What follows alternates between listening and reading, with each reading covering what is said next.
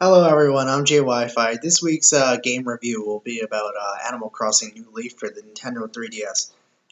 In my review, I'll talk about the plot, soundtrack, and conclude with my final thoughts on the game. I will also refrain from saying any spoilers, just in case any of you would like to play the game. Without further ado, let's begin. In Animal Crossing New Leaf, you arrive into town by train, and suddenly you're given the role of being the mayor. Um, your duty as the mayor is to make your town fun to live in and to conversate with your animal neighbors. Um, the game isn't very plot driven. However, you can essentially play it as long as you want due to the game's internal clock. Um, it's according to real world time, so when it's nighttime in real life, it will be nighttime in the game. And there's also a lot of fun things to do, and there's plenty of items to collect. Um, The soundtrack of this game is good for what it is. Uh, the background themes, as you walk around, give a nice feel while you're playing. The music is not only affected by day and night, but the seasons and the weather as well. So it's a nice variation. The day themes are nice and upbeat, while the night themes are mellow and relaxing. However, if I had to say any of these songs are my favorite, I would have to say that the KK Slider songs are awesome. Eventually in the game, you'll meet a singing dog that plays the guitar named KK Slider, who will offer to play you any song that you like. You can either tell him to play any random song that he could play, or you can give him a special request, and he'll give you a copy of whatever song he plays for you to play in your house. But definitely, if he gives you a request, try to get him to sing DJ KK because it's a personal favorite of mine. It's really cool. And my last thoughts. I've been into the Animal Crossing series since its debut game back in 2002 on the GameCube. The series has definitely come a long way since its beginning, with some added features in the game.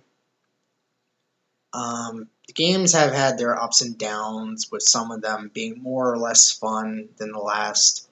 However, it's still very fun to play. It's like while most of the games have, while a lot of the older games seem to get a lot of praise, well, mostly for nostalgia, but they were really good.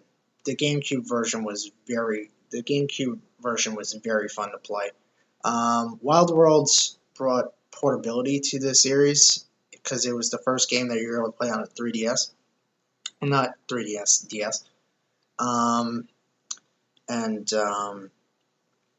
Definitely. And City Folk introduced, it was a game for the Wii, and you were able to go to town and you were able to play with all the people, and it was like so exciting.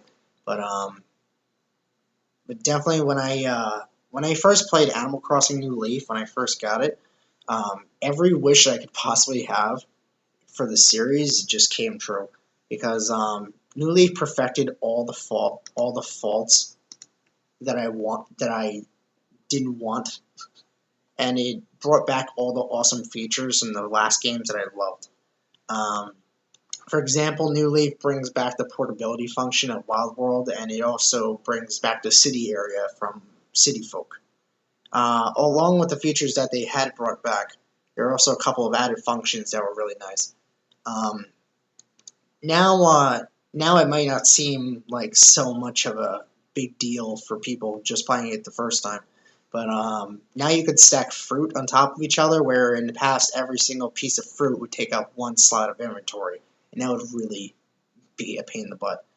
Um, and also, conversations with your animal neighbors are a lot more engaging now. It seems like they're more like towards you and everything else, and it's not like they're reading off a script. And seemingly, it's like back in the day, if you talk to your neighbors a lot, you would like hear them say the same thing over and over. But now they don't repeat nearly as much. And some annoying features of the past were also fixed up in New Leaf, such as the removal of the dreaded Rossetti speech from Rossetti the mole.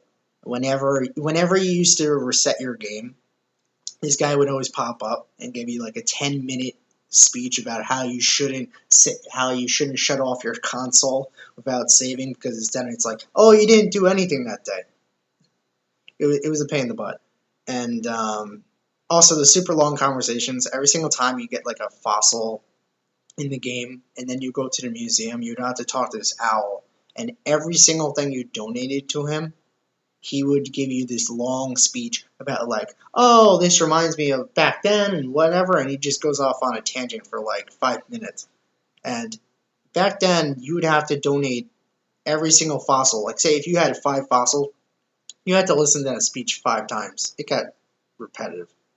So now the conversations that you talk with him are a lot shorter, and you can also select more than one item now. So you can donate as many fossils as you want, and you can also select a lot of other things, which is a really big function. But definitely, I could go a lot more further into this game and how it's a vast improvement upon the last titles.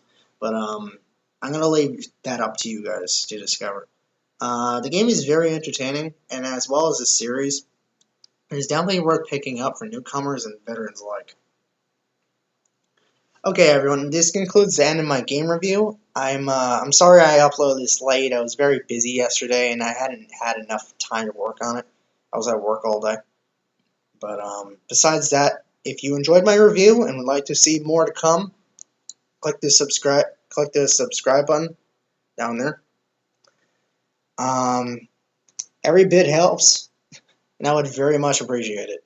I hope to see you all very soon. See ya.